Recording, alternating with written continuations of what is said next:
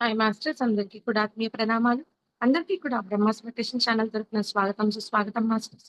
ముందుగా మనందరి జగద్గురువైన బ్రహ్మశ్రీ సుభాష్ పత్రి సారికి కృతజ్ఞతలు తెలుపుకుంటూ చక్కగా ఈరోజు సెషన్‌ని స్టార్ట్ చేసుకుందాం మాస్టర్స్. ఎంతో చక్కగా మనతో ఈరోజు చక్కటి జ్ఞానాన్ని అందించడానికి ఈశ్వరయ్య సార్ గారు బీచ్‌పల్లి నుంచి మనకు జూమ్ సెషన్‌కి విచ్చేసి ఉన్నారు మాస్టర్స్. సార్ గారు ఎంపిక చేసుకున్న ఒక టాపిక్ బుద్ధుని సందేశం. ఆ చక్కటి టాపిక్ ద్వారా జ్ఞానాన్ని అందుకుందాం. సార్ ముందుగా మీకు బ్రహ్మాస్ మెడిటేషన్ ఛానల్ తరపున స్వాగతం సుస్వాగతం sir. Thank you so much. Over to you sir. Thank you madam. జగద్గురువు పితామహ పత్రిజీ గారికి నమస్కారం. నా పేరు ఈశ్వరయ్య. హనుమా పిరమిడ్ బీచ్పల్లి. మరి బీచ్పల్లి మహాక్షేత్రము హైదరాబాద్ కర్నూలు వెళ్ళే దారిలో హైదరాబాద్ నుంచి 150 కిలోమీటర్లు, కర్నూలుకు 45 కిలోమీటర్లు ఉంది. ఈ చక్కని క్షేత్రం నిర్వహణ అన్నది ప్రస్తుతము మరి అందులో నేను కూడా భాగస్వామిగా ఉన్నాను. మరి ఎప్పుడు ఎవరు ఎక్కడికైనా వెళ్ళి ఆత్మ జ్ఞానాన్ని విస్తారంగా తెలుసుకోవాలన్నది జగద్గురు పితామహ పత్రిజీ గారి ఆశయం కనుక అందుకోసం ఆ నిర్మాణం జరుగుతుంది. త్వరలోనే కంప్లీట్ అయిపోతుంది. మరి ఈరోజు బ్రహ్మస్ మెడిటేషన్ ఛానల్ నిర్వాహకులకి మరి ఈరోజు నాకు చక్కని అవకాశాన్ని ఇచ్చారు. మరి బుద్ధుని బోధనలు అన్న కాన్సెప్ట్ గురించి ఈరోజు చెప్పుకుందాం. మరి బుద్ధుడు గతంలో సిద్ధార్థుడు, మరి ఆయన తండ్రి శుద్ధోదన మహారాజు, ఒక రాజ్యానికి అధిపతి. మరి ఆయన వినతల్లి మహా ప్రజాపతి గౌతమి గారు మరి ఎంతో చక్కగా ఆ రాజ్యాన్ని పరిపాలిస్తూ మరి ఆయనకు పుత్ర సంతానము కలిగినప్పుడు ఆ యొక్క పుత్రుడు ఒక గొప్ప యోగిగా ఆయన అవుతాడు. మరి ఒక సన్యాసి చెప్పిన దాన్ని ప్రకారము ఆ మహారాజు మరి యోగి కావడము అంటే సన్యాసి కావడం ఇష్టం లేదు, మరి రాజ్య పరిపాలక కావాలి అన్నది కాంక్షతో మరి ఆయనకు అన్నీ కూడా ఎంతో సుఖ సౌఖ్యాలు కలగచేస్తూ అంటే బయట వాతావరణాన్ని తెలియకుండా మరి ఆయన జీవనాన్ని ఎలా గడిపాడు అంటే అన్ని అద్భుతాలు ఉన్నాయి, అన్ని సుఖాలు ఉన్నాయి, కానీ అది అందులో వెలితి ఉంది. ఇంతేనా, ఇంకా ఏమైనా ఉందా అన్న స్థితి కలిగినప్పుడు, ఆలోచన వచ్చినప్పుడు మరి ఆయనతో ఉన్న సేవకుడు మిత్రులతో వెళ్ళి బయటికి చూసినప్పుడు ఆ ప్రపంచంలో మరి ఎంతో మంది ఎన్నో రకాలుగా, అంటే ఒక చనిపోయిన శవము ఎదురైనప్పుడు మనిషి అని అడిగినప్పుడు చనిపోతాడు స్వామి అని ఆ సంఘటన చూసినప్పుడు చాలా బాధ కలిగి మరి రకరకాలుగా, అంటే ఒకరొకరు వారి ఆరోగ్యం బాగలేక శరీరం ఇబ్బంది పడుతున్న వాళ్ళు, మరి సమస్యలతో రోధిస్తున్న వాళ్ళు అందరినీ చూసిన తర్వాత దీనికి పరిష్కారం కనుక్కోవాలా అన్న ఉద్దేశంతో మరి చక్కగా దాన్ని కనుక్కోవడానికి మరి ఆయన ఎంతో కృషి చేశాడు. అంటే ఇదంతా కూడా గత జన్మలో ఆయన చేరుకున్న ఆ జ్ఞాన స్థితిని బట్టి ఇంకా ఈ భూమి మీదకి వచ్చిన తర్వాత ఇంకా తెలుసుకోవాలి, మరి భూమి మీద అందరికి ఆ జ్ఞానాన్ని ప్రసాదించాలి అని లక్ష్యంతోనే ఆయన భూమి మీదకి రావడము, మరి రాజ్య పరిపాలకుడు కాకుండా ఒక జ్ఞానాన్ని విస్తారంగా ఈ భూమండలానికి అందించాలి అన్న సదుద్దేశంతో ఆయన జన్మ తీసుకున్నాడు అన్నది మనందరికీ అర్థమవుతుంది. అదే ఆయన చేశాడు కూడా. ముఖ్యంగా బుద్ధుడు తన కొడుకు అంటే రాహులుడు జన్మించిన తర్వాత మరి భార్య యశోధరను కూడా ఏమి లెక్క చేయకుండా మరి ఇంట్లో నుంచి బయటికి వెళ్ళి అంటే ఈ దుఃఖానికి మూలం ఏంటి? ఈ మనిషి చనిపోయిన తర్వాత ఎక్కడికి వెళ్తాడు? ఇంకా ఎన్నో రకాల సమస్యలకు పరిష్కారం కనుక్కోవాలి అన్న ఉద్దేశంతో ఎంతో మంది గురువులను ఆశ్రయించాడు. మరి ఆశ్రయించినప్పుడు ఆయన చేసిన సాధన వారి యొక్క ఏదైతే గురువు బోధించాడో దానికి కఠినాతి కఠినమైన సాధన చేశాడు. ఆయనతో పాటు కొంత మిత్రులను కూడా తీసుకెళ్లాడు. కానీ చివరిగా ఆయన ఒక్కడే సాధించి గొప్పగా జ్ఞానాన్ని పొంది మరి అద్భుతమైన ఆ జ్ఞానాన్ని మనకు అందించాడు. ముఖ్యంగా మనము ఆయన అందించిన జ్ఞానాన్ని అంటే ఆయన బోధనలను కొన్నింటిని మనకు ఉన్న అవకాశాన్ని బట్టి చెప్పుకుందాము. 2500 సంవత్సరాల క్రితము ఆయన బోధించిన సాధన చేసి తెలుసుకున్న సత్యాన్ని మనందరికి తెలియజేశాడు. అదే మనకు పితామహ పత్రిజీ గారు ఏదైతే బుద్ధుడు సాధించి మనందరికీ ఆ సులభమైన సరళమైన సాధన ఉందో అదే శ్వాస మీద ధ్యాస. శ్వాసను గమనిస్తూ ఉంటే మనకు ఏదైతే అడ్డుగా ఉందో ఆ మనసు అడ్డు తొలగిపోతుంది. చక్కగా శ్వాసను గమనిస్తూ గమనిస్తూ శూన్యమైపోయి శూన్యము పరిశూన్యము మహాపరిశూన్యమైనప్పుడు ఆత్మ దగ్గర మనం చేరుకుంటాము. మరి ఆత్మే ఆ భగవంతుడు, ఆత్మే పరబ్రహ్మము. ఆయన సృష్టి అనంతము. అనంతంలో ఉన్న దానిలో మనం కూడా అందులో ఒక భాగము. మన దేహము మరి ఏదైతే ఈ దేహం అనే పరికరం ద్వారా ఆత్మ స్థితి ఉన్న స్థితి నుంచి ఉన్నదిగా వెతకడానికి మరి భూమి మీదకి వచ్చాము. మరి చక్కగా అది తెలుసుకోవాలంటే మనసు శూన్యం కావాలి. దానికి సాధన సరైనది బుద్ధుడు కనుక్కున్న మార్గమే సత్యమైనది, సులభమైనది, సరళమైనది, అందరికీ ఆమోదయోగ్యమైనది. మరి అదే శ్వాస మీద ధ్యాస, అదే ఆనాపానసతి అన్నది మరి మనము పత్రిసారు ద్వారా తెలుసుకొని అందరం సాధన చేసి ఎంతో గొప్పగా ఆనందాన్ని హాయిని అనుభవిస్తున్నాం. మరి బుద్ధుని బోధనలో మనకందరికీ అవగాహన ఉన్నది. నిత్య జీవితంలో సులభంగా ఆచరించదగినది. మరి ఆయన ఆ సాధనతో పాటుగా కొన్ని సూత్రాలను చెప్పాడు. ఏంటంటే 4 ఆర్య సత్యాలు, అష్టాంగ మార్గము, మధ్య మార్గము వంటివన్నీ మన జీవితంలో మనకు సాగడానికి ఒక రోడ్ మ్యాప్ లాంటిది అది. మరి అవి ఆధ్యాత్మిక జీవితానికి నిర్దేశించినటువంటి ఆ రోడ్ మ్యాప్ లో కొన్ని దిక్సూచి, అది ఎక్కడ వెళ్తుంది దారి అన్నాడు. అంటే నాకన్నా ముందు ఎంతో మంది బుద్ధులు వచ్చారు, నా తర్వాత కూడా ఎంతో మంది బుద్ధులు వస్తారు అని బుద్ధ భగవానుడు తెలుసుకున్న సత్యాన్ని శిష్యులకు చెప్పడం జరిగింది. మీ అంత గొప్పవారు లేరు అన్నప్పుడు, లేదు నాయన, అంతకంటే ముందు ఉన్నారు, తర్వాత కూడా రాబోతారు. బుద్ధ భగవానుడు చెప్పినప్పుడు ప్రస్తుత భూమండలం అంతా బుద్ధులతో నిండిపోతుంది. బుద్ధ బోధనల సాధన చేస్తూ మనమంతా త్వరలో ఆ బుద్ధ ప్రబోధాన్ని దివ్య మండలంలో ఉన్న అంటే ఈ భూమండలంలో ఉన్న అందరూ కూడా అదే లక్ష్యంతో ఉంటారనేది జగద్గురు పితామహ పత్రిజీ గారు మరి చెప్పడము, అందరితో ఆ సాధన చేయించడము, తెలుసుకున్నది ఈ రోజైనా మరో రోజే మీకు తెలిసిన సత్యాన్ని చెప్పడము అన్నది సార్ ద్వారానే తెలిసింది. ఏ గురువు అలా చెప్పేవాడు కాదు. నేను గురువుని కాను అంటూ చెప్పిన ఆ మహానుభావుడు కనుక మనము భూమండలం అంతా అద్భుతమైన పరివర్తన రావాలంటే 1000 మంది బుద్ధులు చాలు. మన ఒక బుద్ధుడే 2500 సంవత్సరాల క్రితము ఎంతో బోధన చేసినవి ఇప్పటికీ ఉన్నాయి. ఆయన సాధన ద్వారానే ఎంతో మంది ఎంతో జ్ఞానాన్ని పొందారు. మరి అందుకు 1000 మంది కావాలన్నది పత్రిసారు ఆశయంలో. 1000 మంది ఇప్పటికీ లక్షలు కోట్ల మంది వచ్చేశారు. అతి త్వరలోనే అది అయిపోతుంది అన్నది చాలా సత్యము. అయితే మనకు బుద్ధుడు అంటే ఆయన యొక్క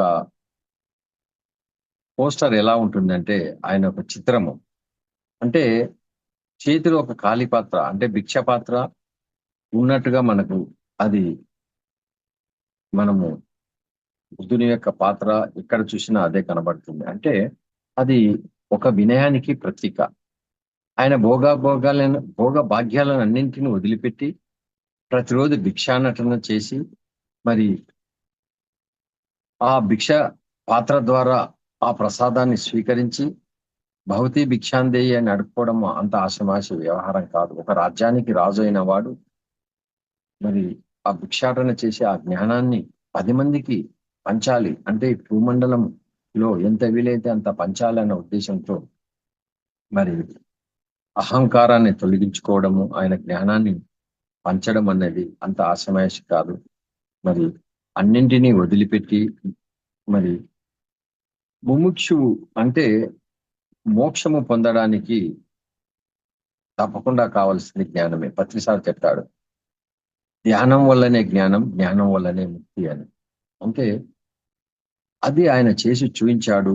మన నాకు తెలియదు అన్న ధోరణిలో ఉంటేనే మరి ఇతరుల నుంచి సాధారణంగా ఏదైనా తెలుసుకోగలుగుతాం. నాకంతా తెలుసు అనుకుంటే ఎంతటి గురువు నుంచి ఏమి తెలుసుకోలేం.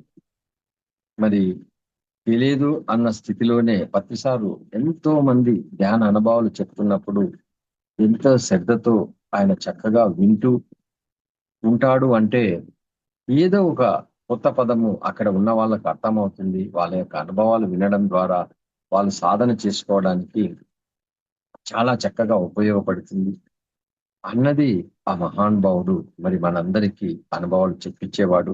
అదే మాదేవి కూడా, బుద్ధుడు కూడా అదే ప్రకారంగా ఆ శిష్యులతో ఎక్కడికైతే వెళ్తామో వారి వారి జ్ఞానాన్ని బట్టి వారికి అది చెప్తూ ఉండేవాడు. ఎన్నో ఆధ్యాత్మిక అంటే బుద్ధుడు ఎన్నో బోధనలు చేశాడు. మరి ఈ మహానుభావుడు ఈ విత్తనాన్ని మహావృక్షంగా ఎదగాలి, ఎంతో మంది బుద్ధులుగా మారాలి అన్న నిరంతర ప్రక్రియ పరిణామ క్రమంలో మరి మైత్రేయ బుద్ధుడుగా చాలా చక్కగా మైత్రేయ తత్వాన్ని అత్యుత్తమ స్థాయికి తీసుకొచ్చి అంతే మైత్రేయ బుద్ధ తత్వం ద్వారా మరి అనుభవాలు పొందడానికి అందరికి అవకాశం ఇచ్చాడు. అందరూ మైత్రేయభావంతో ఉంటూ ఐకమత్యంతో ఉంటూ సామూహికంగా మరి బుద్ధత్వాన్ని పంచుకోవాలన్నది. అందుకనే పత్రిసి గారు చెప్తూ ఉంటారు, మరి వసుదైక కుటుంబము అని. వసుదైక కుటుంబం కావాలంటే మనమంతా బుద్ధులం అవుతూనే కానీ అవుతుంది. ఊరిగా వసుదైక కుటుంబము అనుకొని ఈ ప్రపంచకంలో ఈ పంచభూతాల తత్వంతో మనసు అనే మాయలో ఉంటూ అంతా నేను అంతా నాదే అన్నది తెలుసు కానీ ఆచరణ లేనప్పుడు అది ఎప్పుడు యుద్ధాలు కొట్టుకోవడాలు నాది నాది అన్న వ్యామోహంతో మరి ఉండలేము. కనుక బుద్ధత్వము అన్నది రావాలన్నది మరీ మరీ నొక్కి చెప్పడం జరిగింది. ఎలాంటి తారతమ్యాలు లేకుండా ఒక గురువు వందలాంది శిష్యులుగా కాకుండా అందరిలో ఒక అతి సామాన్య ఫ్రెండ్లీగా మరి లాఫింగ్ బుద్ధాల జీవించడమే బుద్ధుని యొక్క లక్ష్యమని పత్రిసారి యొక్క ఆయన సహజీవనం చూస్తే ఆయనతో కలిసి తిరిగిన వాళ్లకు తెలుస్తోంది. మరి ఆ స్థితిని మనమంతా పొందాము. బుద్ధుని మౌలిక బోధనలో మరి 8 అంశాలు కూలంకషంగా మనం తెలుసుకోవాలి. అందులో మొట్టమొదటిగా 4 మరి చెప్తూ తర్వాత 8 అంశాలు చెప్పాడు. మొట్టమొదటి 4 6 సత్యాలు, తర్వాత 8 అష్టాంగ మార్గాలు. అంతటా మన దుఃఖము ఉంది. దుఃఖానికి కారణము తృష్ణ, తృష్ణకు కారణము అవిద్య. మరి ఈ అవిద్య, ఈ తృష్ణ, ఈ దుఃఖము అన్నింటినీ పోవాలంటే అష్టాంగ మార్గం ద్వారా మరి వాటిని తొలగించుకోవచ్చు. మరి ముఖ్యంగా ఎలాంటి దుఃఖాలు ఉంటాయంటే మనకు పుట్టడం వల్ల దుఃఖం, మరణించడం వల్ల దుఃఖము, వ్యాధుల వలన దుఃఖము, ముసలితనం వల్ల దుఃఖము, అంటే సరైన ఆహారం లేక మరి దుఃఖము, ఆహారం ఎక్కువ తిని అజీర్తితో దుఃఖము, సంసార బంధాలలో మన ఒకరికొకరు మనస్పర్ధల వలన దుఃఖము, ఎవరు లేని ఏకాకిగా ఉండి దుఃఖము, శారీరక ఆరోగ్యం వలన అనారోగ్యం వలన దుఃఖము, మనోవ్యాకులత వలన దుఃఖము, మనసుకు నచ్చని వారి వినియోగం వలన దుఃఖము, మనసుకు నచ్చిన వారి సంయోగం వలన కూడా దుఃఖం ఉంటుంది, భావోద్వేగ బంధాల వలన కూడా దుఃఖము. మరి దుఃఖం అనేక రూపాలలో వేదన, సంజ్ఞ, సంస్కారము మరి విజ్ఞానము అనే పంచస్కందాలన్నీకు దుఃఖాలే. మరి దుఃఖానికి కారణం తృష్ణ, అంటే తృష్ణ లేకపోవడము, కంటికి కనిపించే జీవితం పట్ల వ్యామోహము, కంటికి కనిపించని జీవితం పట్ల భయము, ఇవే కాక ఆందోళన, ద్వేషము, క్రోధము, ఈర్ష్య, అసూయ మొదలైనవన్నీ కూడా దుఃఖానికి కారణాలే. మరి ఈ ప్రపంచంలో ఎక్కడ చూసినా దుఃఖమే ఉంది. మరి దానికి కారణం ఉంది. భూమిపైన ఉన్న ప్రతిదీ కార్యకారణ సంబంధంతో లోబడి ఉంది. గొప్ప ఆధ్యాత్మిక శాస్త్రజ్ఞుడు బుద్ధుడు దుఃఖాన్ని ఈ కారణాన్ని కనుగొన్న సత్యాన్ని మళ్ళీ ఎంతో అన్వేషించి మనకు దాని యొక్క ఆ దుఃఖాన్ని తొలగించే మార్గాన్ని కూడా చెప్పడం జరిగింది. ఎన్నో రకాల సాధన చేసి 4 ఆర్య సత్యాలను తెలుసుకున్నాడు. తృష్ణ వల్ల అవిద్య పుట్టింది కనుక అవిద్య కనుక తృష్ణ వీడితే ప్రశాంతత కలుగుతుంది. మరి తృష్ణను పోగొట్టుకోవాలంటే అష్టాంగ మార్గాన్ని ఆచరించాలి. అవిద్య వలన ఏర్పడిన ఆలోచనల ద్వారా మరి ఆత్మహత్య చేసుకోవాలనే తలంపు వచ్చినా దాన్ని అలవర్చుకోకుండా జీవించడానికి ఆ విత్తనము మనోమయ కోశంలో ముద్రించుకుపోయి మరుజన్మలో పుట్టకపోతే ఆత్మహత్య చేసుకోవాలనే భావన మరి కలిగి ఉంటాడు. మాతృగర్భంలో ఉన్నప్పుడు మరి ఆత్మహత్యకు కారణంగా తాను పేగు మెడ చుట్టూ వేసుకొని పుడతాడు అన్నది మనము పూర్వపు రోజుల్లో మన అమ్మమ్మ వాళ్ళంతా చెప్పినప్పుడు విని ఉంటాము.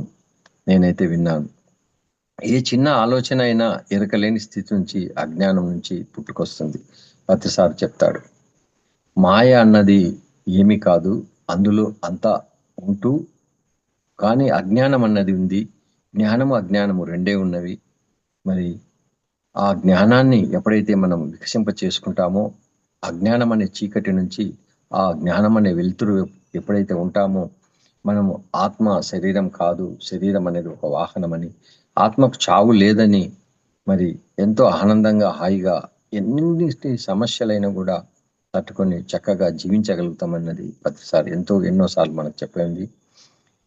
ఈ చిన్న ఆలోచనలైనా ఎరకలేని స్థితి నుంచి అజ్ఞానం నుంచి పుట్టుకొస్తుంది. మరి నాలో దుఃఖం ఉంది అని తెలుసుకోవడమే అజ్ఞానము. దుఃఖం నుంచి దూరంగా పారిపోకుండా దుఃఖానికి మూలం వెతుక్కోవాలి. కొందరు దుఃఖంలో ఉంటూ కూడా నాకు ఏ దుఃఖం లేదు అని అనుకుంటారు.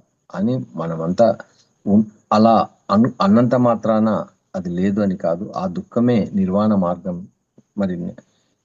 మరి అనారోగ్యము మరి అశాంతికి కారణమవుతుంది. అందుకనే ప్రతిసారి ఏ సమస్య వచ్చినా ప్రతి సమస్యకు నాకు ఆర్థికంగా ఇబ్బంది ఉంది, నాకు ఆరోగ్యం బాగాలేదు, తలకాయ నొప్పింది, లేదా ఇంట్లో కొన్ని సమస్యలతో సతమవుతున్నాను, నా బిడ్డ పెళ్లి కాలేదు, నా కొడుకు పెళ్లి కాలేదు, ఉద్యోగం, అన్ని సమస్యలకు ధ్యానం చెయ్యి. ధ్యానమే నీకు వరము. ప్రతి సమస్యకు కళ్ళు మూసుకొని కూర్చో, ఏ ఆలోచన చేయకు. చక్కగా కళ్ళు మూసుకొని కూర్చుంటే ఇందాక చెప్పుకున్నట్టు ఆలోచన రహిత స్థితికి వెళ్ళినప్పుడు ఆత్మే పరబ్రహ్మం. ఆయనకు తెలియందంటూ లేదు, ఆయనకు సాధ్యం కాంది అంటూ లేదు. ఆయనే నీవు, నీవే ఆయన అయినప్పుడు నీకు సాధ్యం కాదంటూ ఏం లేదు. నీవు ఆలోచించి ఆ ప్రయత్నం చేస్తే ప్రకృతి నీకు అనుకూలంగా ఎంతో సహాయం చేయబడుతుంది. ఒక బుద్ధత్వంతో మిత్రత్వంతో అన్నది ప్రతిసారు ఎంతో మందికి ఎన్నో సమస్యలకు అదే చెప్తూ వచ్చాడు, విన్నాము కూడా. ఆత్మజ్ఞానాన్ని ప్రసాదించే అష్టాంగ మార్గం సమస్య ఎదురైనప్పుడు ఆ ప్రతికూల దృక్కోణంలో కాకుండా సానుకూల దృక్కోణంతో స్వీకరించి దుఃఖం అనే తీగ లాగితే డొంకంతా కదులుతుంది అన్నట్టు మనలో ఎంత అజ్ఞానం ఉంటే అంత దుఃఖం ఉంటుంది, ఎంత ఆత్మజ్ఞానం ఉంటే అంత ఆనందం ఉంటుంది. మరి మనమంతా ఆ ప్రతిసారి చలవ వలన ఎంతో దుఃఖానికి దూరమయ్యి ఆనంద డోలికల్లో ప్రతిరోజు ఎన్ని సమస్యలు వచ్చినా సులభంగా సరళంగా చక్కగా ఆనందంగా జీవించగలుగుతున్నామంటే ఆ బుద్ధ ప్రబోధిత మహానుభావుడు బోధించిన ఆనాపాన సతి అన్న ధ్యానాన్ని మరి పత్రిసారు గారు ఆయన బుద్ధుని దగ్గర ఆనందుడిగా ఉన్నప్పుడు ఎంతో జ్ఞానాన్ని తెలుసుకున్న మహానుభావుడు మరి చక్కగా మనందరికీ బోధించడానికి భూమి మీదకి జన్మ తీసుకొని వచ్చాడు. అంటే ఆ సృష్టికర్త ఎప్పుడైతే ఈ భూమి మీద ఏదైతే అంటే అంతా బ్యాలెన్సింగ్ గా ఉంటుంది, ఎక్కడైతే అజ్ఞానం ఉంటుందో ఆ జ్ఞానాన్ని ప్రబోధించడానికి ఆ జ్ఞానవంతులైన వారిని పంపిస్తుంది అన్నది మనం అందరం గ్రహించిన సత్యం. అదే మాదిరిగానే మనమున్న స్థాయిలో మనందరికీ చక్కగా బోధించే మహానుభావుడు పత్రిజీ గారు రావడం జరిగింది. మరి బుద్ధుడు బోధించిన అష్టాంగ మార్గములు అవిద్యను తొలగించడానికి, తృష్ణను పోగొట్టుకోవడానికి, దుఃఖం రాహిత్యాన్ని పొందడానికి దాన్ని అవలంబించవలసిందే. మనమంతా అష్టాంగ మార్గన సాధన ద్వారానే నిర్వాణ్ణి పొందుతామన్నది బుద్ధుడు గ్రహించిన సత్యాన్ని మనందరికీ ఆయన తెలుసుకొని శోధించి సాధించినది చెప్పాడు. మరి అష్టాంగ మార్గం అంటే 8 అంగాలు. అందులో మొట్టమొదటి సరైన దుఃఖదాలు, సరైన సంకల్పాలు. ఇది ప్రజ్ఞకు మూలము. మరి సరైన వాక్కు, సరైన కర్మ, సరైన జీవనోపాధి ఇది శీలానికి మూలం. మరి సరైన శ్రద్ధ, సరైన ఏకాగ్రత, సరైన ధ్యానం అన్నది సమాధి స్థితి. అంటే మనం అంతా సమాధానాలు పొందే స్థాయికి చేరుకునే పరికరము అంటే ఈ 3. సరైన దృక్పథాలు, సరైన సంకల్పాలు, సరైన వాక్కు, సరైన కర్మ, సరైన జీవనోపాధి, సరైన శ్రద్ధ, సరైన ఏకాగ్రత, సరి అయిన ధ్యానము. మళ్ళీ 2500 సంవత్సరాల క్రితము బుద్ధుడు అష్టాంగ మార్గం ద్వారా ప్రజ్ఞ, శీలము, సమాధి అనే 3 కోసం సమగ్రమైన శిక్షణ అందించాడు. సరైన దృక్పథాలు, సరైన సంకల్పాలు అన్నవే ప్రజ్ఞ అన్నాడు బుద్ధ మహానుభావుడు. మరి సరైన దృక్పథాలు అంటే ఎలా ఉండాలి? బుద్ధుడు సరైన దృక్పథం మొట్టమొదట పెట్టాడు. మన దృష్టి సరిగా ఉంటే మార్గమంతా కూడా సరిగ్గానే ఉంటుంది. సరైన దృష్టి లేకపోతే సరైన సంకల్పాలు కూడా రావు. అంతటా దుఃఖం ఉంది, అందుకు కారణం ఉంది, దాన్ని శోధించవచ్చు, నిరోధించవచ్చు మార్గం అనే దాన్ని దర్శించిన బుద్ధుని దృష్టి సరైన దృష్టి. అదే దృష్టితోనే మనం చూడమన్నాడు జగద్గురు పితామహ పత్రిజీ గారు. సరైన దృక్పథము మన బుద్ధత్వాన్ని మేల్కొల్పుతుంది. బుద్ధుడు తన శిష్యులందరికీ మొదటగా మరి ఎంతో అద్భుతమైన థియరిటికల్ నాలెడ్జి అనే పునాదిని ఇచ్చేవాడు. బౌద్ధ భిక్షువుడు ప్రాక్టికల్ నాలెడ్జి పెద్దగా ఉండదు. ఆయన బౌద్ధ బోధనలు ముందుగా బాగా ఒల్లవేయించి ఆ తర్వాత సరైన దృక్పథం యొక్క ఆవశ్యకతను నొక్కి చెప్పేవారు బుద్ధ మహానుభావుడు. జీవితం అంటే ఏమిటి, మరణం అంటే ఏమిటి, ఈ అజ్ఞానం అంతా కూడా ప్రతి ఒక్కరికి మరి జ్ఞానమంతా వికసించినప్పుడు, అజ్ఞానం నుంచి మనం బయటపడినప్పుడు మరి ఆ మార్పు అన్నది అతి సహజము. ఇదంతా అనునిత్యము అని చెప్పాడు. ఇక్కడ నుంచి మనం జీవితాన్ని అనేక కోణాల్లో చూడవచ్చు. ఏ కోణంలో చూస్తే ఎక్కడ ఆగకుండా శ్రేయ మార్గంలో నేరుగా నిర్వాణ పదానికి చేరుకుంటామన్నది మనకు అద్భుతంగా తేటతెల్లం చేశాడు బుద్ధ మహానుభావుడు. కొంతమంది ప్రతిదీ కూడా నెగిటివ్గా తీసుకుంటారు. సరికాని దృక్కోణం నుంచి మరి అది విశ్లేషణ చేస్తారు, విమర్శిస్తారు, ఇతరులను తోలనాడుతారు. అంటే ఇది సరికాని దృక్పథం అని బుద్ధుడు అన్నాడు. అందుకనే ప్రతిసారి ఇతరులు వేలు పెట్టొద్దు, మీరు మూడోవాని గురించి ఆలోచించొద్దు, నీవు ఆలోచించుకో, నీ వాక్కు కానీ నీ చేష్ట కానీ నీకైనా ఉపయోగపడాలి, లేదా లోక కళ్యాణానికైనా ఉపయోగపడాలి అని చెప్పడం జరిగింది. బుద్ధుని కళ్ళతో చూస్తే ప్రతి ఒక్కరు బుద్ధుని లాగానే కనిపిస్తారు. ఎందుకంటే ఆయన దృక్పథం అదే కనుక. ప్రతిసారి కూడా మనల్ని చూస్తే మనల్ని అందరినీ కూడా ఒక ఆత్మస్థితినే చూసేవాడు. కానీ నీకు నల్లగా ఉన్నాయి బట్టలు, నీవు ఆర్థికంగా బాగున్నావా, నీకు కలర్ బాగున్నావా, లేకుంటే నీకు చదువు బాగొచ్చా, ఇవన్నీ పట్టించుకునేవాడు. నీకు జ్ఞానం ఎంత ఉంది, నీ ఆత్మస్థితి ఎంత ఎదిగావు అన్నదే ఆయన చూసేవాడు. అందరి దగ్గరికి వెళ్ళేవాడు. ఏ చిన్న పల్లెటూరుకైనా వెళ్తూ వాళ్ళ గుడిసెలో ఉన్న వాళ్ళను ఒక ధ్యానం చేస్తే పాద నమస్కారాలు చేసి చక్కగా ఆ జ్ఞానాన్ని పొందిన వ్యక్తిని చూస్తే ఆనందపడేవాడు. ఎందుకంటే ఆయన చూపు మొత్తం కూడా ఆ బుద్ధుని కళ్ళతో ఎలా చూస్తే ఆనందంగా ఆ యొక్క ఆత్మ నూన్యతా భావం, ఆ ఆత్మ యొక్క అద్భుత జ్ఞానాన్ని, ఆ ఫ్రెండ్షిప్ను ఎలా చేరుకోగలుగుతామో అలా ఒక ఫ్రెండ్ అంటే ఆయన కోరుకునే లక్ష్యాన్ని చేరుకోవడానికి ఆ సాధన చేసిన మహానుభావుడిగా భావించి అందరినీ అలా ప్రేమతత్వంలో చూసేవాడు. సరైన సంకల్పాలు అన్నది కూడా 2వ పాయింట్. సరైన ఆలోచనలు, ప్రణాళికలు లేకపోతే జీవితాన్ని అందంగా తీర్చిదిద్దుకోలేము. సరైన సంకల్పాలు ఉన్నతికి ఎంతో ఉపయోగపడతాయి. సరికాని సంకల్పాలు మన ఎదుగుదలకు అవరోధంగా మరి ఉంటాయి కనుక సరైనవి సరికానివి అన్నది సరికానివి తీసేసి సరైన సంకల్పాలు చేస్తూ, ఆ సంకల్పాలు ఉంటే సరిపోదు, దానికి సరైన కృషి కూడా ఉండాలి. ఏదైతే లక్ష్య సాధనతో సంకల్పాలు పెట్టుకుంటామో అందుకు తగ్గ ప్రణాళికాబద్ధంగా కృషి చాలా చాలా అవసరం. మరి సరైన వాక్కు కూడా చాలా చక్కగా చెప్పాడు.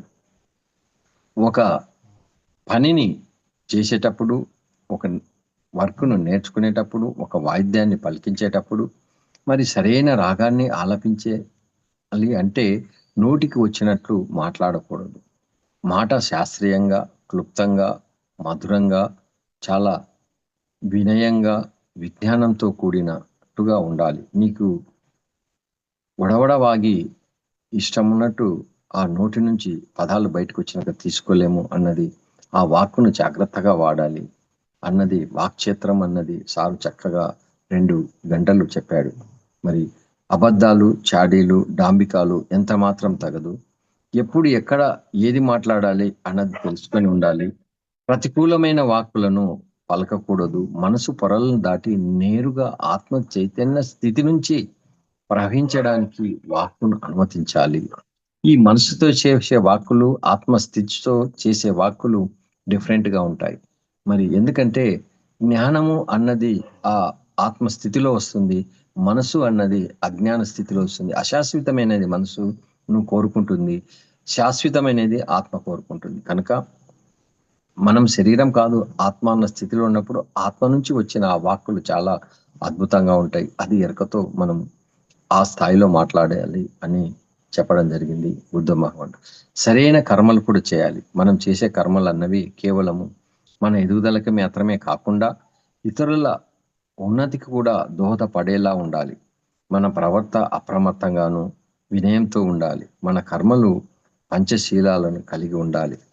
అంటే ఏ కర్మ చేసినా కూడా నీ ఆ లోక కళ్యాణార్థం ఏ ప్రాణికి మరి ఇబ్బందికరంగా లేకుండా ప్రతి పని ఎదగడానికి ఉపయోగపడే రీతిలో కర్మలు ఉంటూ, మరి ఆ కర్మ అన్నది చాలా శాస్త్రీయబద్ధంగా, మరి ఆ ఉన్నత లోకం నుంచి ఏదైతే కోరుకుంటున్నారో మరి ఆ స్థాయిలో మన ఆత్మ స్థితికి ఉపయోగపడే రీతిలో ఉండాలి అన్నది మరి చెప్పడం జరిగింది.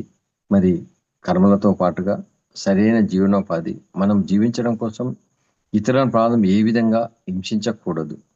మద్యము, మాంసము, మరి ఆ ముఖ్యంగా ఎన్నో రకరకాల వ్యాపారాలు చేస్తూ ఎంతో రకంగా మరి ఆయుధాలను కూడా ఆ బుద్ధ భగవానుడు మరి ఆయన ప్రబోధించిన దానిలో మళ్ళీ మానవ వ్యాపారాలు, మళ్ళీ కిడ్నీలు, వ్యభిచారము, జూదము, రకరకాల వ్యసనాలు అన్నవి సరికావు కనుక ఆయా వృత్తుల నుంచి ఆర్థికంగా సంపాదించడం కోసము మరి ఏ రకంగా మోసం చేసి ఆ వ్యామోహంతో సంపాదించే ఆ డబ్బు నీకెంతో ఇబ్బంది కలిగించి నిన్ను అధోపాతాళానికి పడవేసి నీ యొక్క జీవన గమ్యాన్ని, ఆత్మస్థితిని చేరుకోలేకుండా మళ్ళీ ఎంతో కష్టాన్ని, దుఃఖాన్ని అనుభవించాల్సి వస్తుంది కనుక వాటి నుంచి వచ్చే ఆదాయాన్ని, అంటే ఆ రకమైన సంపాదనను కోరుకోవద్దు అన్నది మరి ఆ బుద్ధ భగవానుడు అందుకనే సరైన జీవనోపాధి అని చెప్పడం జరిగింది. అందుకు సరైన శ్రద్ధ అన్నది కూడా మరి చెప్పడం జరిగింది. బుద్ధుని అష్టాంగ మార్గంలో 6వది సరైన శ్రద్ధ. సరైన ప్రయత్నం సాధన చేయాలి. మరి ధ్యానం చేయడానికి ప్రయత్నించినప్పుడు ఓషో 108 రకాల పద్ధతులు చెప్పాడు. కానీ ఆ డైనమిక్ మెడిటేషన్ అని ఇంకా రకరకాల మెడిటేషన్లు ఎన్నో రకాలుగా అన్నిటికంటే సులభమైనది, సరళమైనది ఆనాపానసతి, శ్వాస మీద ధ్యాస.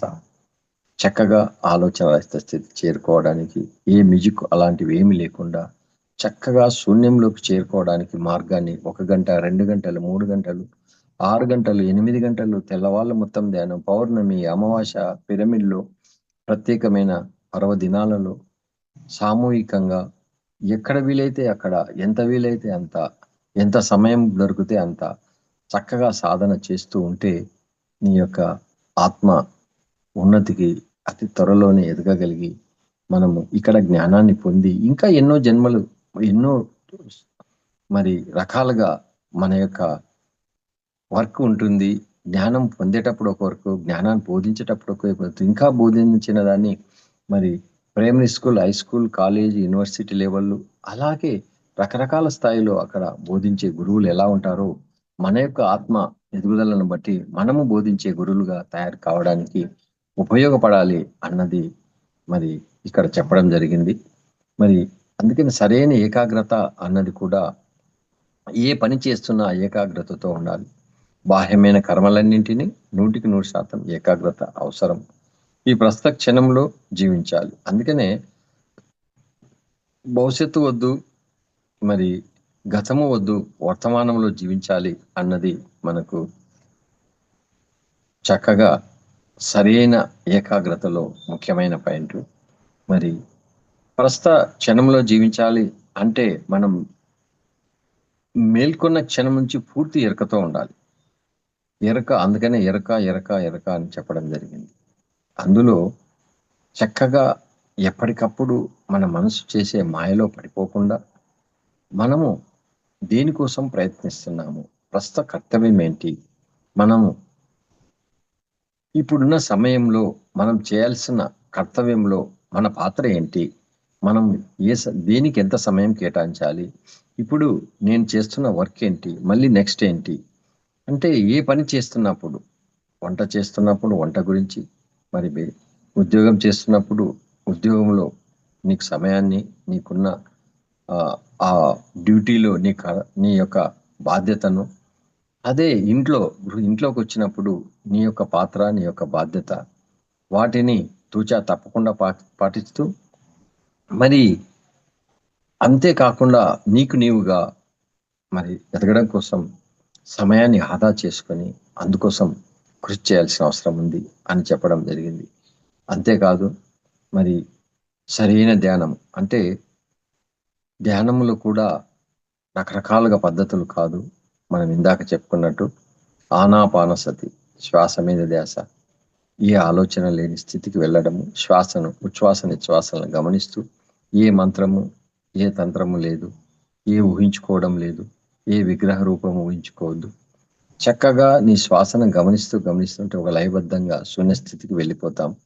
ఆ శూన్యస్థితికి వెళ్ళినప్పుడు విశ్వమయ ప్రాణశక్తి ఎంతో మనకు ఆస్వాదించుకున్నప్పుడు మనలో ఉన్న నాడీ వ్యవస్థ మొత్తం కూడా ప్రక్షాళనమయ్యి మనకు కావలసినంతా కూడా ఆ విశ్వం నుంచి అనంతమైన జ్ఞానాన్ని ఎప్పటికప్పుడు అందిస్తూ మనం చేసే రోజువారీ కార్యక్రమంలో ఎంతో నిత్య నూతనంగా ఉంటూ నీ ఆత్మకు సంబంధించిన పనుల్లో నీకు ఏం కావాలనో, మరి ఇంతకుముందు ఎంత సాధించావు, ఇంకా పొందవలసిన జ్ఞానం ఏంటి అనేది ఎప్పటికప్పుడు మరి మనము తెలుసుకుంటూ అందులో ముందుకు వెళ్ళాల్సిన అవసరం ఉంది అన్నది.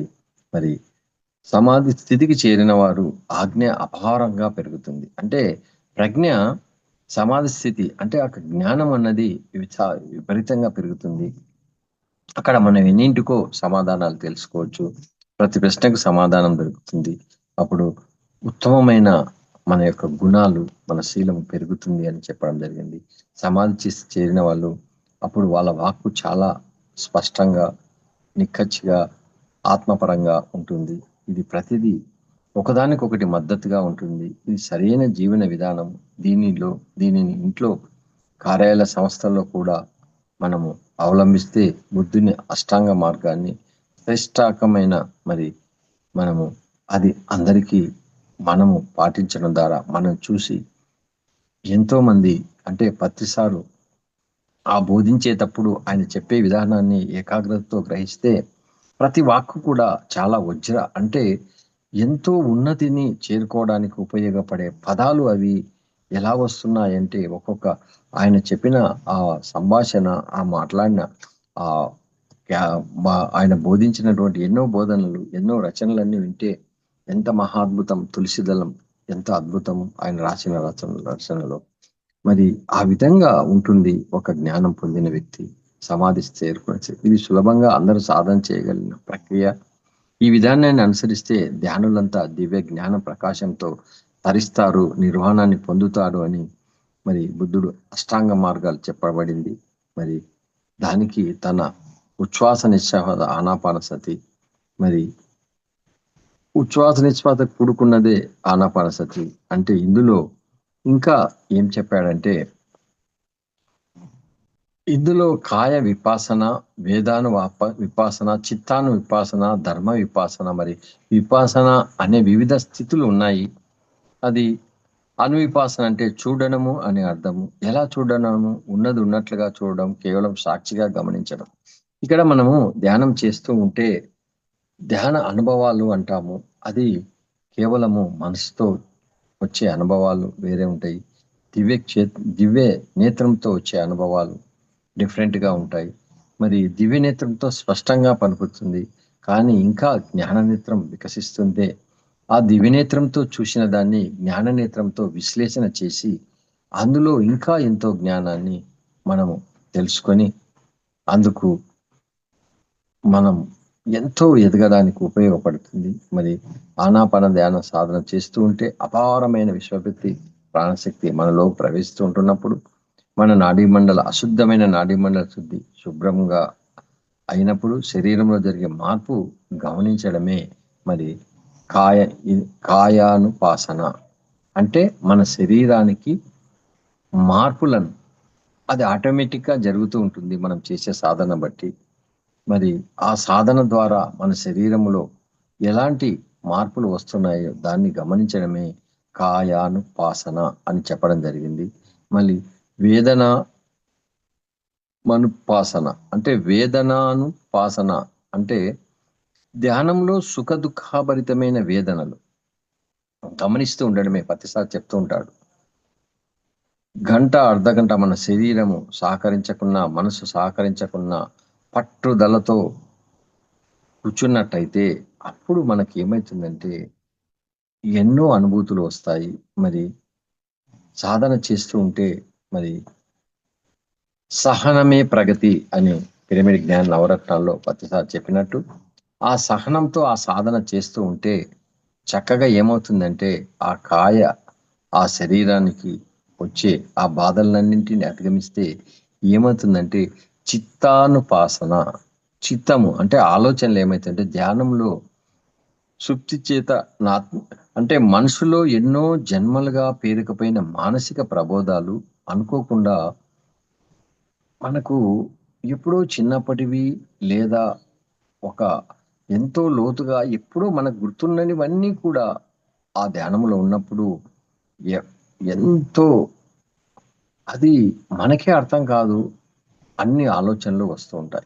వాటిని మనో స్థితి అంటాము. ఆ మనో స్థితి నుంచి మనో శూన్య స్థితికి చేరుకోవాలి. ఒకానొక అనుభవం వస్తుంది. అంటే ఆ స్థితి చేరుకోవడం అన్నది కూడా గమనించమన్నాడు. ఏ ఆలోచనలు వస్తున్నాయి, ఒకటి వచ్చాయి, రెండు వచ్చాయి, మూడు వచ్చాయి, అన్ని వాటిని గమనిస్తూ ఉంటే అది ఏమి మనం పట్టించుకోవాల్సిన అవసరం లేదు. గమనిస్తూ ఉండడము, ఆ తర్వాత మెల్లిమెల్లిగా తనంతకవే దాన్ని మనం దాని మీద ధ్యాస పెట్టినప్పుడు చక్కగా శూన్యమైపోతాం. అందులో మీరు గతం యొక్క అనుభవాలు ఉండొచ్చు. మరి మీరు దాన్ని సాక్షిగా చూస్తున్నప్పుడు అది వచ్చి వెళ్ళిపోతుంది. అలా అది క్లియర్ అవుతుంది. ఒక నదీ ప్రవాహంలో అంటే అన్ని కొట్టుకుపోయినట్టులో ఆ చిత్తంలో ఉండే చిత్ చిత్తాలన్నీ కూడా ఆ ఆలోచనలన్నీ కూడా పోవడము మనం సాక్షిగా గమనిస్తూ ఉంటాము. అలా సాక్షిగా ఉంటే చిత్తంలో శూన్యమైతే, మహాశూన్యమైతే, మహాపరిశూన్యమైతే ఎంత హాయి, ఎంత ఆనందమో మరి ఆ అనుభూతి పొందిన వాడికి తెలుస్తుంది. మరి ధర్మోపాసన అని కూడా చెప్పడం జరిగింది బుద్ధ భగవానుడు. ది గ్రేట్ రియలైజేషన్ అంటే అంతరములో అరిషడ్ వర్గాలకు అంటే కామం, కోరికలు, ఇంకా రకరకాల వ్యసనాలు, అరిషడ్ వర్గాలన్నింటినీ కూడా ఆ సృష్టి అంతా అనిత్యమేని ప్రతి ఒక్కటి రూపాన్ని పొందుతుంది. తిరిగి రూపరహితంగా మారిపోవటం అన్నది నిమిత్త మాత్రంగా చూస్తూ ఉంటాం. ఈ కంటికి కనబడే ప్రతిదీ కూడా ఏదో ఒక రోజు మాయమయ్యేది. ప్రతిదీ కూడా మన కంటికి ఏదైతే ఈ చర్మ చిచులు కనబడుతుందో ఇవంతా కూడా మనం కూడా మాయమవుతాము. కానీ ఆత్మస్థితి ఒకటే ఉంటుంది. కనుక వాటన్నిటినీ ఏదో ఒక రోజు ఉండవు అన్నది సత్యాన్ని గ్రహించగలుగుతాం. శరీర భావోద్వేగాలు మన మనసు మొదలైనటువంటి అంతరంలోను బాహ్యంలోను అన్ని కోణాల్లోనూ సృష్టి లయ ధర్మాన్ని తెలుసుకుంటాం. కనుక తృష్ణకు తావు లేకుండా, నేను నాది అనేది భావన లేకుండా, అందులో ఉరుక్కుపోకుండా, అంటుకోకుండా తామరాకు మీద నీటి బొట్టులాగా తయారవుతావు అని చెప్తున్నాడు ధ్యాన సాధన ద్వారా. అంటే ఒక్కొక్క పాయింట్ మనం విశ్లేషించుకుంటూ పోతే ధ్యానంలో కూర్చున్నప్పుడు ఆ స్థితికి చేరుకోవడం అన్నది మనం గమనిస్తుంటాం. ఇదంతా బుద్ధ భగవానుడు సాధించి శోధించి చెప్పినది. అందులో విపాసన అంటే స్పష్టమైన అంతర దృష్టితో సత్యాన్ని తెలుసుకుంటాం. అనుభూతులు, అనుభవాల ద్వారా పరిమితమైన తత్వాన్ని అధిగమించి ఎంతో జ్ఞానాన్ని పొందుతాం. ఈ భూలోకం మాత్రమే కాదు, ఎన్నో లోకాలు ఉన్నాయి. ఈ జన్మ మాత్రమే కాదు, ఎన్నో జన్మలు ఉన్నాయి అని గ్రహిస్తాము. అప్పుడు దుఃఖరాహిత్య స్థితికి, నిర్వాణ స్థితికి చేరుకోగలుగుతాము అన్నది మనకు ఆ మహానుభావుడు చక్కగా విశ్లేషించడం జరిగింది. అందుకోసమే పత్రిసార్ చెప్తాడు ఏమనయ్యా అంటే, ఇవన్నీ సాధించాలంటే ఎవరైతే ఆ ఆదిశంకరాచార్యులు చెప్పారో త్రిరత్నాలు, ఆయన కూడా ఆదిశంకరాచార్యులు చెప్పినది పత్రిసార్ కూడా ఏం చెప్పాడంటే, ధ్యానము, స్వాధ్యాయము, సజ్జన సాంగత్యము ఇవన్నీ మనలను సత్యానికి చేరువలో తీసుకువెళ్తాయన్నాడు. ధ్యానం అంటే శ్వాస మీద ధ్యాస అనే వీటన్నింటికి మూలమే ధ్యానం. మనకు అతి ముఖ్యమైనది, మూలమైనది ధ్యానం. అది బాగా గ్రహించి ధ్యానంతో ఒక్కొక్క మెట్టు ఎదుగుతాం. మనం చేసే ప్రతి ధ్యానము మనల్ని సవ్యంగా, దివ్యంగా మారుస్తూ ఉంటుంది. ధ్యానం ద్వారా స్వయంగా అనేక ఆత్మానుభవాలను పొందుతూ ఉంటాము. మనము ప్రతి క్షణం జ్ఞానాన్ని పొందడానికి మరి ధ్యానమే ఉపకరిస్తుంది తప్ప ఇక వేరే నీకు ఏది కూడా నిన్ను జ్ఞానం వైపు తీసుకెళ్లలేదు. ధ్యానం అంటే అర్థం ఏంటి? శూన్యము, పరిశూన్యము, శూన్యంలోనే అనంతమైన జ్ఞానం ఉంది. నీకు కావాల్సింది అందించబడుతుంది. ఎప్పుడైతే అలజడి ఉందో ఆ మబ్బులో నీకు ఏమీ తారసపడదు. ఆ అలజడిలో అవతల వ్యక్తి మాట్లాడేటివి ఏమీ వినపడదు. ఎప్పుడైతే ఆ శూన్యంలోకి చేరుకోగలుగుతామో ఆ విశ్వంలో ఉన్న అనంతమైన జ్ఞానాన్ని, అనంతమైన శక్తిని విశ్వాత్మ మనకు అద్భుతంగా అందించబడుతుంది.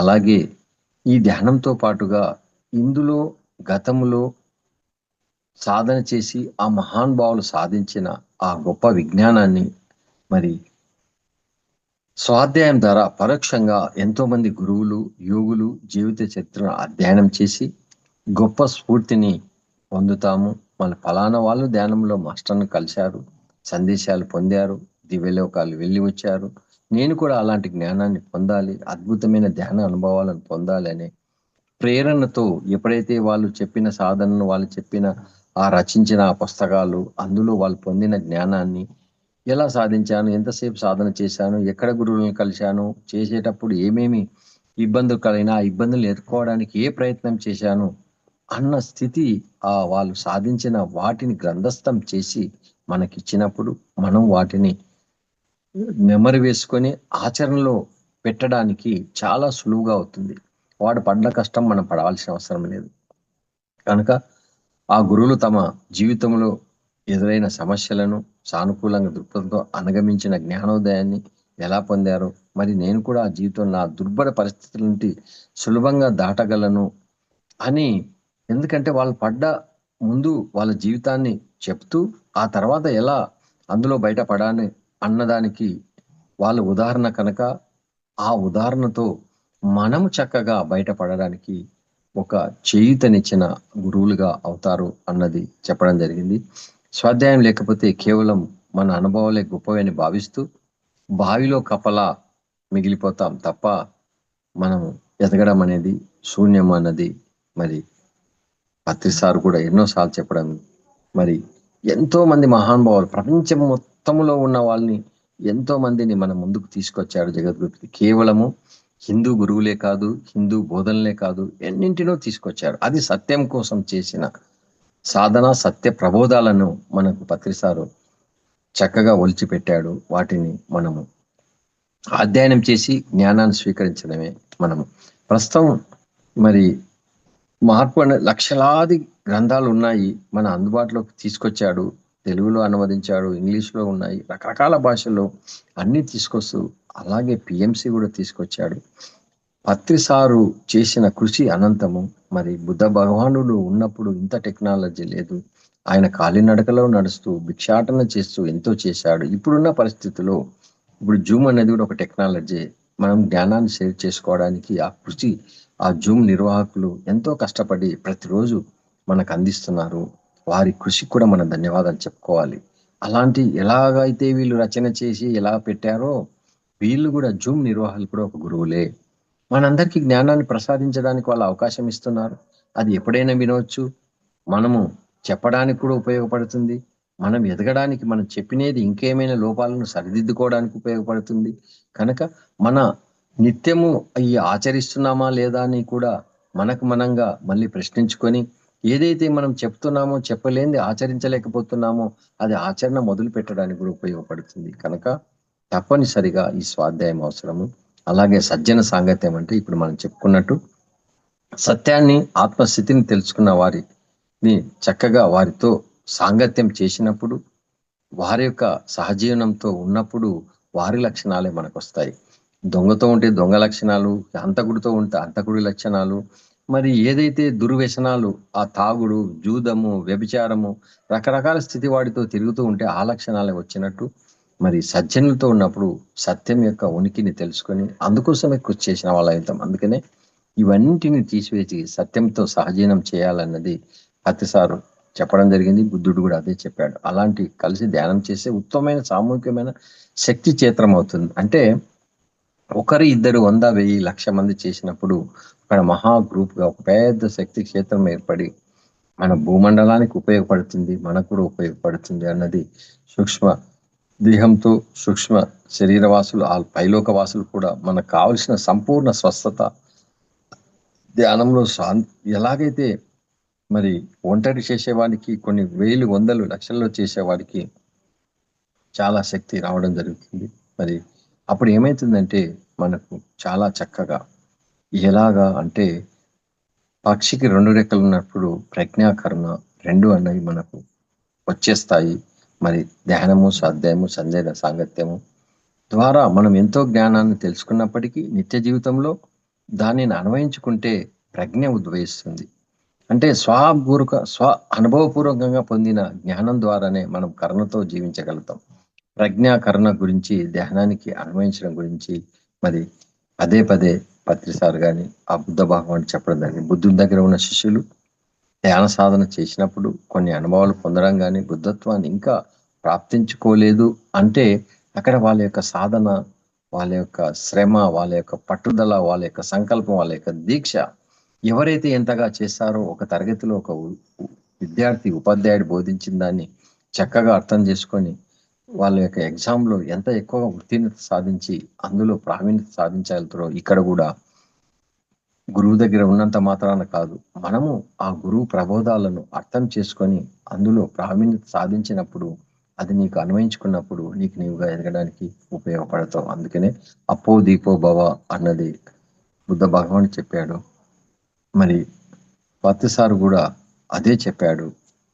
నీవు ధ్యానం చేసి నీవే ఎదుగు, నిన్ను నీవే ఉద్ధరించుకో అనే దానికి ఎన్నోసార్లు నీకు ఇంకొకరు మార్గం చూయించే వాళ్ళే, అంతే కానీ నీ తలకాయ నొప్పి నేను తీసేయలేను, నీ జ్ఞానాన్ని నేను ప్రసాదించలేను, చెప్పడం వరకు నా బాధ్యత, నీవు దాన్ని ఆచరణలో పెట్టి నీ అనుభవాన్ని తెచ్చుకోవడం నీ వంతని చెప్పడం జరిగింది. అయితే బుద్ధులు మాత్రం వాళ్ళతో ఫలానా చోటుకు వెళ్ళి ధ్యాన ప్రచారం చెయ్యి అనేవాళ్ళు. అంటే ఎలాగైతే పత్రిసారి చెప్పారో అప్పుడు కూడా ఆయన కూడా అదే చెప్పేవారంట. నేను ఇంకా బుద్ధత్వాన్ని పొందలేదు అన్నది కాదు, తెలిసినంతనే చెప్పమన్నాడు. దీనికి సమాధానంగా మరి మనం తెలియని దాన్ని తెలుసుకుంటూ ఉంటాము, తెలిసినది చెప్తూ ఉంటాము. ప్రత్యక్షంగా స్వానుభవంతో, పరోక్షంగా స్వాధ్యాయంగా తెలుసుకున్నది, సజ్జన సాంగత్యం ద్వారా తెలుసుకున్నది, అలా తెలుసుకున్న దాన్ని కరుణతో అందరికి పంచాలి. మనలో అపారమైన కరుణ ఉంటేనే అందరికి పంచగలుగుతాం. నేను పొందిన జ్ఞానాన్ని, ఆనందాన్ని అందరికి పంచాలి అనుకున్నప్పుడు అప్పుడు ఏమవుతుందంటే ప్రకృతి నీకు సహకరిస్తుంది. ఎంతో మంది మరి నీ జ్ఞానాన్ని స్వీకరించడానికి వారి యొక్క ఫోన్ల ద్వారా అయితేనేమి వాళ్ళ యొక్క ఉన్న అవకాశాన్ని ఇప్పుడున్న సమయంలో మీకు అందేయడం జరుగుతుంది. అందరం ఎదగడం కోసము మరి నీ సంకల్పము, నీ దీక్ష ఉంటే తప్పకుండా అది ప్రతిరోజు మనం తెలుసుకోవాలి. తెలియని జ్ఞానాన్ని తెలుసుకుంటూ, తెలుసుకున్న జ్ఞానాన్ని అందరికి పంచాలి అన్నది మనము ఒక సంకల్పం పెట్టుకోవాలి. మరి ఒక ఆచరణగా పెట్టుకోవాలి. ఒకానొక పుష్పం వికసిస్తే దాని పరిణామం సహజంగానే అన్ని వైపులా వెదజల్లుతుంది అన్నది మన అందరికీ తెలిసిన అర్థము. మనము జ్ఞానము వికసించిన తర్వాత ఆ జ్ఞానాన్ని మనకున్న పరిధిలో ఎంత వీలైతే అంత అందరికి అందియాలన్నది మరి బుద్ధ భగవానుడు చెప్పిన సత్యము, పత్రిజీ గారు చెప్పిన సత్యము. అలాగే అపో దీపో భవ అని బుద్ధుడు మరి ఆనందంతో చివరిగా చెప్పినది, నీ దీపాన్ని నువ్వే వెలిగించుకో. మనందరిలో ఉన్న అజ్ఞానాంధకారాలన్నీ మరి మన తొలగించుకోవాలంటే ధ్యానమే తప్పనిసరిగా చేయాలి. ఆ దివ్యకాంతి సమక్షంలోనే మాయ అంతా తొలగిపోతుంది. మరి ఆత్మ సాక్షాత్కారమే ద్వారానే అజ్ఞానాన్ని, అనారోగ్యాలను పారదలుగుతూ పారదోలి ఎవరు కూడా నిన్ను ఆపడం అనేది సాధ్యం కాదు. కనుక మీ శ్వాసను మీరే గమనించాలి, మిమ్మల్ని మీరే ఉద్ధరించుకోండి అని బుద్ధుడు చక్కగా మనకు మార్గదర్శకాలను అందించాడు. మరి ఆ మార్గదర్శకంతోనే మనము చక్కగా ఆ దారిని ఎన్నుకోగలుగుతాము. బుద్ధుడు ఇంకా కొన్నింటిని చెప్పాడు. మనకు సమయం తక్కువ ఉంది కనుక బ్రహ్మ విహారాలను కూడా చెప్పాడు. మరి బ్రహ్మ విహారాలలో మైత్రి, కరుణ, ముదితము, ఉపేక్ష, అనస్త స్థితి, ఇలా ఏవైతే బ్రహ్మ విహారాలు ఉన్నాయో వాటన్నింటిని కూడా మరి బోధిస్తూ చక్కగా అందరికీ మరి ఆ జ్ఞానాన్ని అందించడం కోసం ఆయన ఎంతో కృషి చేశారు. బ్రహ్మ జ్ఞానం పొందిన ఈ సమాజంలోని వ్యక్తులతో ఏ విధంగా ప్రవర్తించాలి, బ్రహ్మజ్ఞానం పొందని వాళ్ళతో ఎలా ఉండాలి, పొందిన వాడితో ఎలా ఉండాలి. ఎందుకంటే ఏదో ఒక రోజు వాళ్ళ ఆ స్థాయికి చేరుకుంటారు. మనము వాళ్ళ స్థాయిలో ఒకప్పుడు ఉన్న వాళ్ళమే. ఆత్మ అన్నది భూమి మీద ఎదగడానికి కోసం ఒక అద్భుతమైన పాఠశాల కనుక ఆ పాఠశాలలో తక్కువ స్థాయిలో ఉంటారు, ఉన్నత స్థాయిలో ఉన్న వాళ్ళు ఉంటారు కనుక వాళ్ళందరితో కలిసి ఉంటూ మన జ్ఞానాన్ని మనం పెంపొందించుకోవడానికి మరి వ్యక్తులతో ఏ విధంగా ప్రవర్తించాలి అన్నది బుద్ధుడు సూత్రప్రాయంగా అద్భుతంగా వివరించాడు. అవే మైత్రి, కరుణ, ముదితము, ఉపేక్ష. మరి ఇవి చాలా అద్భుతమైన విషయాలు. మనకన్నా ఆర్థికంగా ఉన్నత స్థాయిలో ఉన్నవారి పట్ల మైత్రితో ఉండాలి. బుద్ధుని కోణం నుంచి చూస్తే తన రాజ్యాన్ని, సమస్త పరివాహారాన్ని తృణప్రాయంగా పరిత్యజించి వచ్చిన గౌతమ వీటన్నింటికంటే విలువైనది ఆత్మజ్ఞానమే అని అంటే ఎంతో సాహసోపేతంగా చూపించిన మా వ్యక్తి మరి చివరికి ఏమన్నాడంటే మధ్య మార్గము అందరికి ఆచరణ యోగమని వెల్లడించాడు. అయితే ఆయన ఆ కాలంలో ధ్యాన శిక్షణ శిబిరాలు నిర్వహిస్తే వేలాది మంది జిజ్ఞాసులు ఆసక్తి చూపేవారు. కానీ మరి వాళ్ళందరికీ ఆహారము, వసతి ఏర్పాట్లు కల్పించడానికి ఎంతో మంది రాజులు, వ్యాపారస్తులు ఆయన్ని ఆశ్రయించేవారు. బుద్ధ భగవానుని ఇలా జ్ఞానాన్ని బోధించేటప్పుడు నీకు కావలసినవన్నీ మేము సమకూర్చుతామని చెప్పేవారు. అయితే ఆనాపానసతి గురించి, మరి పిరమిడ్ ప్రయోజనాల గురించి, ధ్యానం కోసం, ఆత్మజ్ఞానం కోసం, శరీర ఆరోగ్యం కోసం, మానసిక ప్రశాంతత కోసం, బుద్ధి వికసిత కోసం ప్రపంచం వ్యాప్తంగా పిరమిడ్స్ నిర్మించి మరి ఇవ్వడం అనేది ఆ కాంక్షను వ్యక్తం చేసింది మరి జగద్గురు పితామహ పత్రిజీ గారు. అందరితో అది రావాలన్నది మరి ఒక మహా కరుణతో, మనకన్నా ఆర్థికంగా తక్కువ స్థాయిలో ఉన్న వారి పట్ల కరుణతో వివరించాలి. జాలితో కాకుండా హృదయపూర్వకమైన చేయూతనివ్వాలి. అన్నింటికన్నా ధ్యానము, ఆత్మజ్ఞానం. అందుకనే పత్రిసారు ఎన్ని వస్త్రాలు ఇచ్చినా, ఎంత సంపదను తనకిచ్చినా మళ్ళీ నీ దగ్గరికి వస్తూ ఉంటాడు. కానీ ఒక ఆత్మజ్ఞానం బోధించడానికి భోజనం పెడుతూ, ఆత్మజ్ఞానాన్ని బోధిస్తూ, ఆ జ్ఞానాన్ని 2 రోజులు, 3 రోజులు, 4 రోజులు నేర్చుకున్న వసతి కల్పిస్తూ ఇదే నీ ఆత్మ వెంట ఉన్నతిగా చేరుకునేది అని పదే పదే చెప్పడం జరిగింది. కనుక ఇదే కరుణతో ప్రతిరోజు మనము ఆ పనిలో ఉన్నాము, చేస్తున్నాము. ఇంకోటి ముదితము అంటే మనకన్నా ఆధ్యాత్మిక ఉన్నత స్థాయిలో ఉన్న వారి పట్ల ముదితంతో వ్యవహరించాలి. అంటే ధ్యాన సాధన వేగంగా నిర్వహణ అంటే ఇక్కడ అర్థం చేసుకోవాలి, ఈర్ష్య పడకూడదు. మనకంటే ముందు వాళ్ళు ఉన్నారు కదా అని ఈర్ష్య పడకుండా అది నేను చేరుకోవడానికి వాళ్ళ యొక్క విజయానికి ఏమేమి చేశారు మనము సంబరపడాలి. ఆ విజయం పొందిన వానికి ధన్యవాదాలు చెప్పుకోవాలి. మనము ఆ స్థాయికి చేరుకుంటాములే ఏదో ఒక రోజు, చేరుకోవడానికి కృషి చేస్తాము అన్నది ఉండాలి. దానికి మరి ఉపేక్ష కూడా అవసరం అన్నది మరి చెప్పాడు. మనకన్నా ఆధ్యాత్మిక తక్కువ స్థాయిలో ఉన్న వారి పట్ల ఉపేక్షగా వ్యవహరించాలి. వాడి చీ అన్నది నీవేమిరా విధవా అని, నీకు చేత కాదు అని కాకుండా ఉన్న స్థితి నుంచి తీర్మానాలు చెప్పకుండా హాయిగా ఎదగడానికి ప్రోత్సాహకరంగా కొన్ని మాటలు చెప్తూ, సలహాలు చెప్తూ, వారికి సూచనలు ఇస్తూ, వారితో పాటుగా నీకు ఎంతో తెలుసు అని కాకుండా తెలిసిన వాటిని వాడికున్న ఆ జ్ఞాన స్థితిని బట్టి ఆ స్థాయిలో ఉండడమే ఉపేక్ష అన్నాడు. మరి అనస్థితి అంటే ఇది చాలా వివాదాస్పదం. పాలి భాషలో అనర్థ అంటే అనాత్మ అనే అర్థము. దీనినే అంటే మన తరవర్తి గారు చెప్తున్నాడు. ఏమని అంటే ఆత్మ హంతకులము అంటే ఆత్మ స్థాయిని తెలిసి కూడా ఆత్మ కోసం మనం కృషి చేసేని వాళ్ళు ఆత్మ హంతకులు అని అన్నాడు. అంటే మనకు ఆ అనుభవాన్ని పొంది అది తెలిసి కూడా ఆ పని చేయడము చేష్టలని కూడా చాలా తప్పుగా వివరిస్తే అది చాలా ఆ, తప్పు కర్మగా అవుతుంది. కనుక ఆ స్థాయిని చేరుకోవడానికి చక్కగా మనం కృషి చేయాలి. మళ్ళీ అందుకోసము సకల శుచితో మనం ఏకత్వంగా ఉంటాం. వాస్తవానికి మనకంటూ ఒక ప్రత్యేకమైన ఉనికి ఉందా అంటే లేదని చెప్పాలి. అన్నింటిలో కలిసి ఉన్నాము. అన్నే అన్నింటితో ఈ విశ్వములో ఏదైతే ఉందో మహా చైతన్య శక్తి అది మనము మనమే అదే కనుక మరి ఇలాంటి వర్క్ చేస్తున్న వానికి దేహానికి సంబంధించిన జబ్బులు రావా అంటే వస్తాయి. ప్రతిసారి చూశాము. రామకృష్ణ పరమహంస గొంతు క్యాన్సర్ వచ్చింది. మరి అలాగే రమణ మహర్షికి కాలుకు క్యాన్సర్ వచ్చింది. మరి ఆయన వీళ్ళంతా కూడా ఎంతో సాధన చేసి ఎంతో గొప్పగా ఉన్న వాళ్ళు హీలింగ్ చేసుకోవచ్చు. ప్రతిసారి కూడా హీలింగ్ చేసుకోవచ్చు, కానీ చేసుకోలేదు. ఎందుకు అనంటే వాళ్ళ శక్తిని వృధా చేసేవాళ్ళు కాదు. వాళ్ళ శక్తి ఈ శరీరం ఏదో ఒక రోజు పోయేదే. నేను చేయాల్సిన పని నేను చేశాను, చేస్తున్నాను. ఈ శరీర బాధ నాకు సంబంధం లేదు అన్నది అంటే ఎంత గొప్ప పట్టుదలతో తన బాధను తను భరిస్తూ లోక కళ్యాణం కోసం ఎంత కృషి చేసిన మహానుభావులు అంటే మరి స్వయంగా ఆయన రమణ మహర్షి ఉన్నప్పుడు ఉన్నామో లేదో మనకు ఆ జన్మలో తెలియదు. అలాగే రామకృష్ణ పరమహంస ఉన్న కానీ పత్రిసారు ఉన్నప్పుడైతే స్వయంగా చూశాం.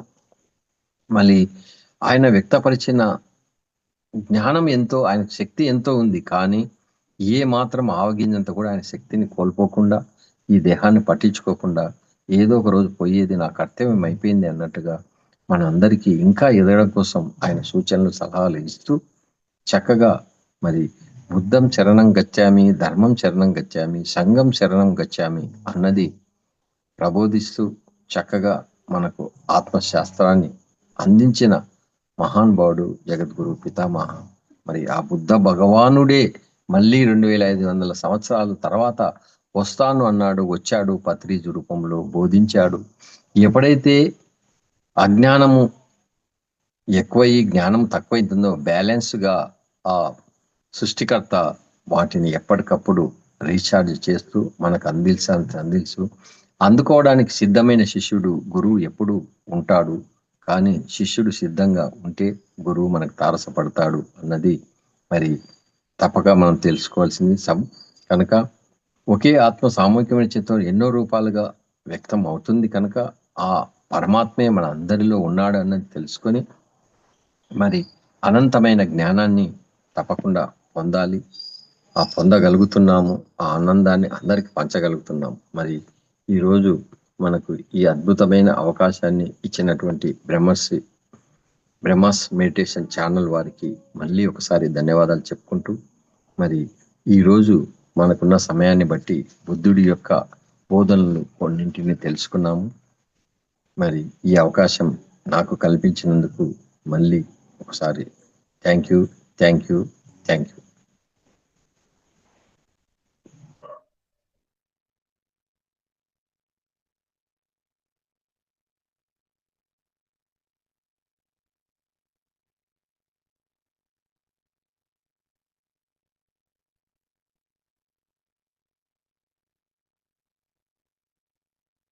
మేడం.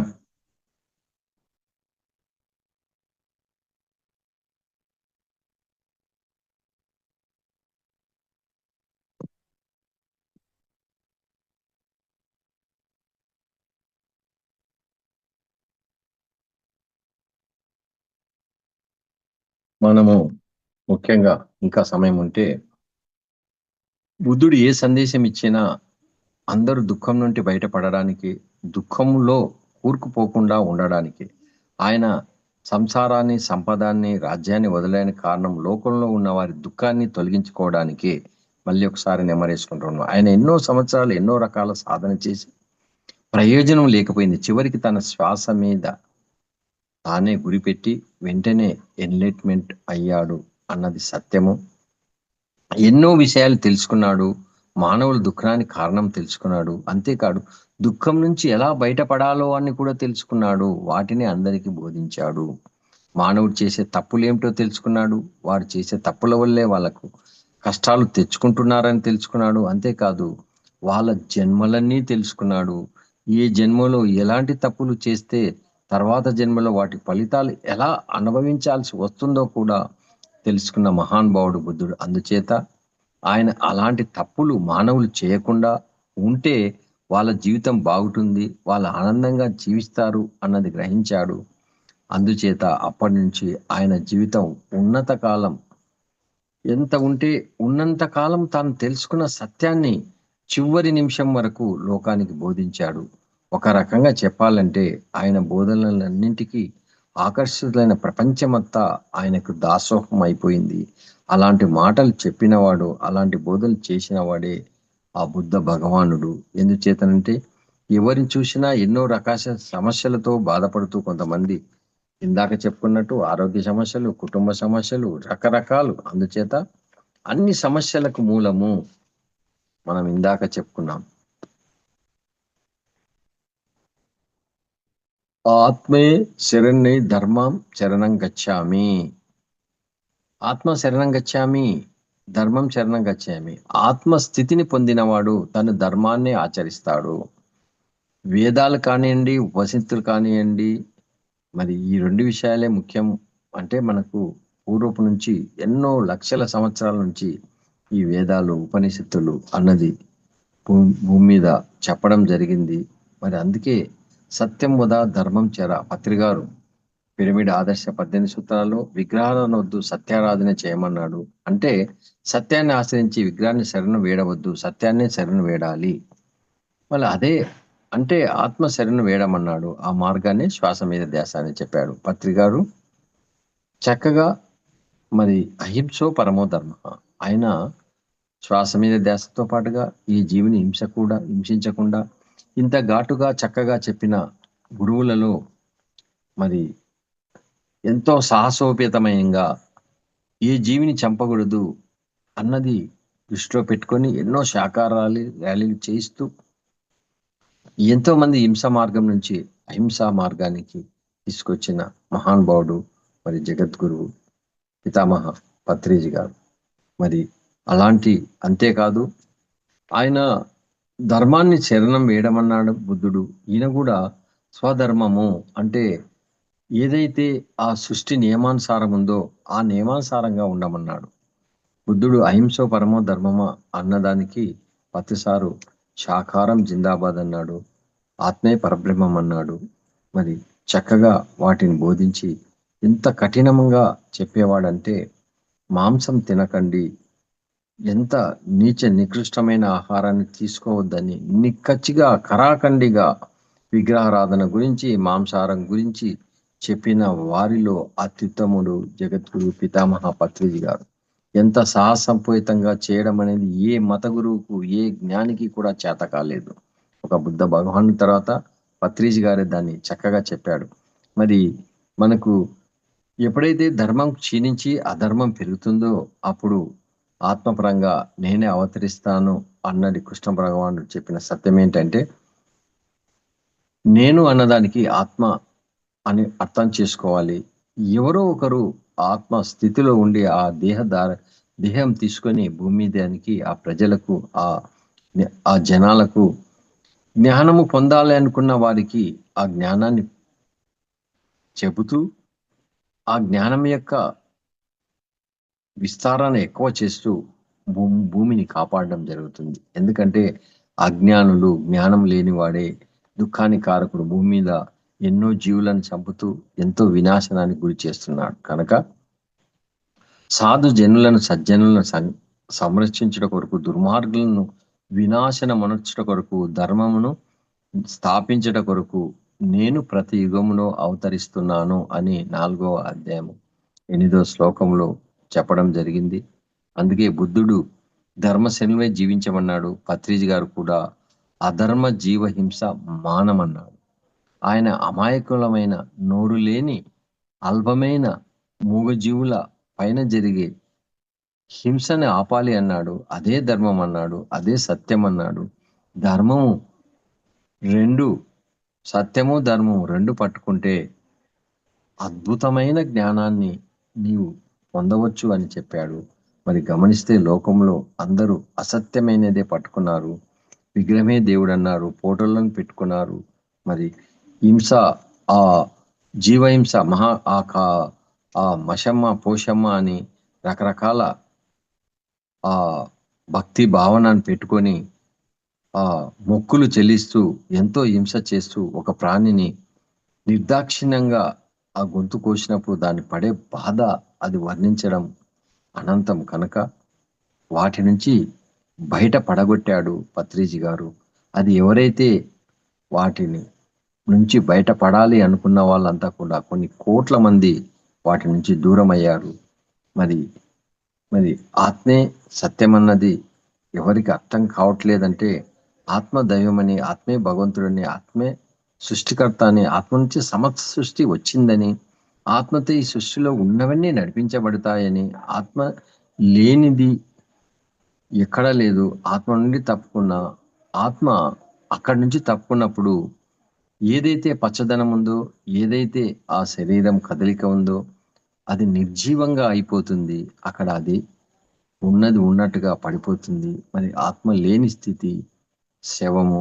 అది అది ఏ మాత్రం కూడా చలనం లేనిది కనుక ఆత్మే లేనిది అంటూ ఎక్కడ లేదు. ఎక్కడైతే ఆత్మస్థితి ఉందో అక్కడ నిత్య నూతనంగా చైతన్యంగా ఉంటుంది. ఆ చైతన్యమే ఆత్మ.